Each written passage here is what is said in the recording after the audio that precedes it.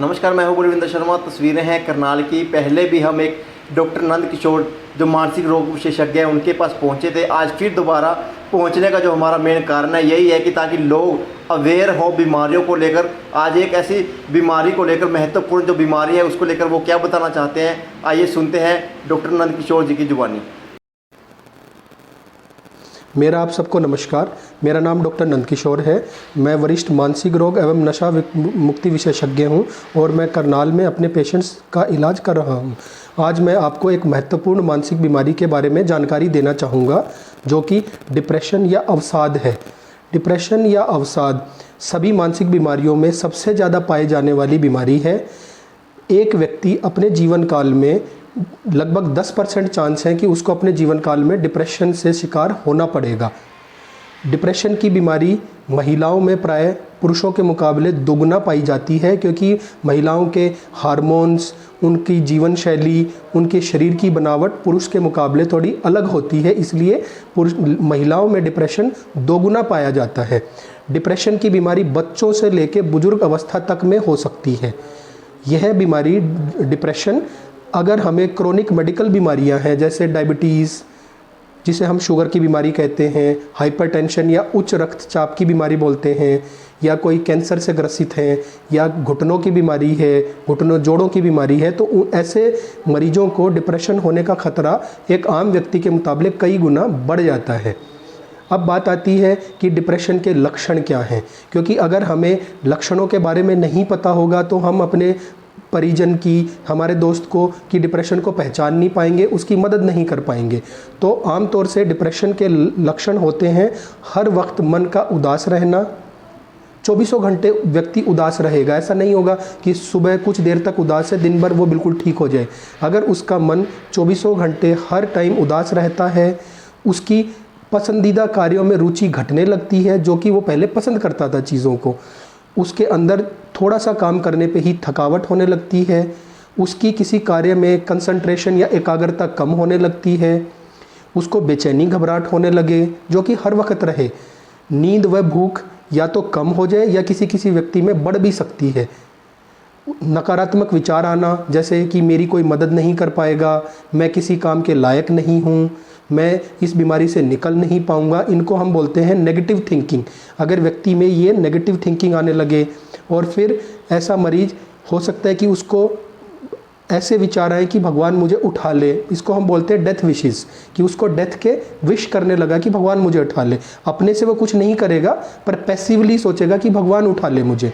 ये एक स्टेज है कि डिप्रेशन सीवियर होती जा रही है, और अगर डिप्रेशन बहुत अधिक बढ़ जाए तो व्यक्ति आत्महत्या पर भी उतारू हो सकता है या फिर आत्महत्या कर भी सकता है। तो आज के परिवेश में, कोरोना के काल में, जैसे लोगों के रोज़गार गए हैं, किसी घर में तो 1 या 2 व्यक्तियों की मृत्यु भी हुई है कोरोना से, लोगों के ऊपर कर्जा चढ़ गया है, तो इस कारण लोगों में डिप्रेशन आजकल बढ़ के आ रहा है और लोग आत्महत्या पे उतारू हैं या आत्महत्या कर भी रहे हैं।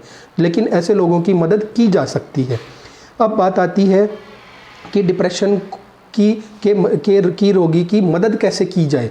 सबसे पहले एक जागरूक परिवार का सदस्य, एक जागरूक दोस्त अपने परिजन, अपने दोस्त की मदद कर सकता है अगर उसे खुद पता हो डिप्रेशन होती क्या है, वो डिप्रेशन के लक्षणों के बारे में जाने। तभी कहते हैं कि सेंसिटिव पर्सन पकड़ पाएगा इन चीज़ों को।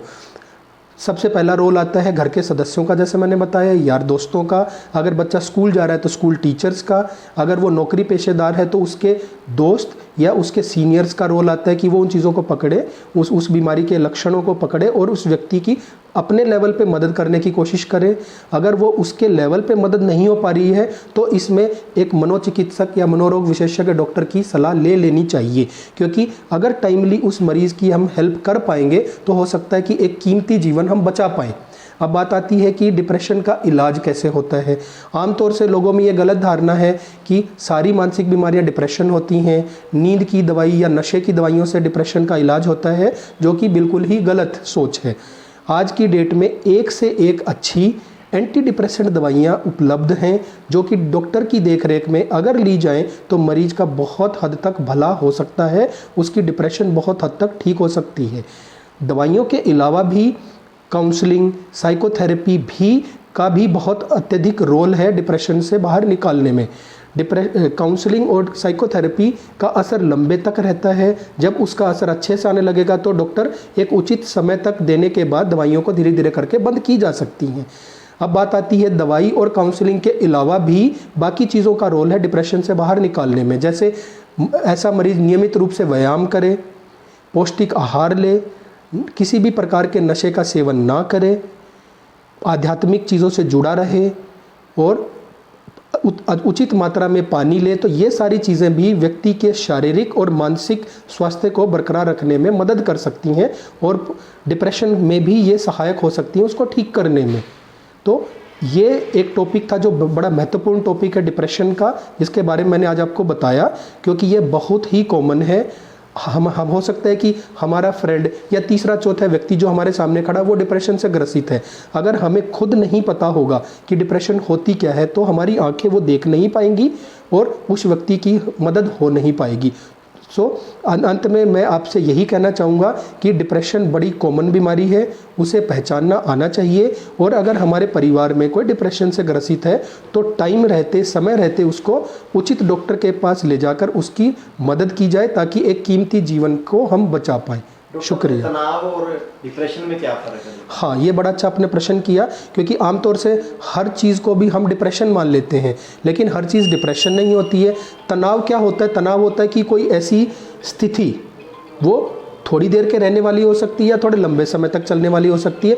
ऐसी स्थिति जिसको हम अभी झेल नहीं पा रहे हैं, वो ज़रूरी नहीं है कि महीनों, सालों, हफ्तों तक चले, लेकिन अगर वो एक दिन या 2 दिन तक अगर भी चलती है तो वो डिप्रेशन ना होके सिर्फ एक तनाव हो सकता है। उस तनाव में व्यक्ति थोड़ा उदास रह सकता है, उसके स्वभाव में चिड़चिड़ापन आ सकता है, सिर में दर्द हो सकता है, मांसपेशियों में खिंचाव आ सकता है, लेकिन ये कुछ समय तक ही सीमित रहती हैं। लेकिन ये तनाव अगर बढ़ जाए या 2 हफ्ते या 2 हफ्ते से ज़्यादा चले तब ये डिप्रेशन में तब्दील हो जाता है। जो सुसाइड केस है वो ज़्यादा डिप्रेशन करके ज़्यादा केस आ रहे हैं, जो कभी नहर में छलांग लगा ली, कूद कर अपनी जान दी, साथ में अपने बच्चे को भी नहर में लेकर कूदे, महिलाओं की ज़्यादा इस तरह की जो वारदातें जी, ये बड़ा अच्छा आपने मतलब मुद्दा उठाया, क्योंकि आत्महत्या या जो सुसाइड है उसका सबसे प्रमुख कारण उदासी या डिप्रेशन होता है। लेकिन डिप्रेशन या अवसाद के अलावा भी बहुत सारे ऐसे कारण हैं जो एक व्यक्ति को आत्महत्या या सुसाइड करने पर मजबूर कर देते हैं। जैसे उसकी कोई पुरानी बीमारी हो जो ठीक ना हो पा रही हो, परिवार में कलह कलेश चल रहा हो, एक महिला जिसका पति हो सकता किसी नशे का सेवन करता, उनमें मार पिटाई करता हो, तो वो तनाव में ग्रसित होकर हो सकता है वो आत्महत्या की कोशिश करे। वो हो सकता है साथ में अपने बच्चों को भी उसमें शामिल कर ले। इसको हम बोलते हैं एक्सटेंडेड सुसाइड, मतलब उसने खुद तो आत्महत्या की लेकिन अपने और परिजनों को, फैमिली मेम्बर को भी शामिल कर लिया उसमें। तो डिप्रेशन के अलावा भी बहुत सारे कारण हैं जो किसी व्यक्ति को आत्महत्या पर उतारू कर सकते हैं। इस बीमारी को लेकर अगर आपसे कोई मिलना चाहता हो या फ़ोन पे आपसे डिस्कस करना चाहता हो तो आपका फ़ोन नंबर क्या है और आपका एड्रेस कहाँ पे है जिससे आपको लोग आसानी से मिल सके? एक्चुअली जो ये बीमारी डिप्रेशन है, आत्महत्या है, उसमें फ़ोन पे ठीक है एक टाइमली थोड़ी बहुत हेल्प हो सकती है, पर सबसे उचित ये रहेगा कि वो डॉक्टर से आमने सामने मिले, उसके परिवार का सदस्य साथ में आए और वो अपनी बीमारी को डिस्कस करे और उसके लिए इलाज लेने आए। तो मैं एक मानसिक रोग विशेषज्ञ के तौर पर करनाल में जर्नैली कॉलोनी में मेरी क्लिनिक है, 97 जर्नैली कॉलोनी, जहां मैं 10:30 से लेकर 2:30 बजे तक डेली उपलब्ध होता हूं अपने मरीजों के इलाज के लिए। धन्यवाद।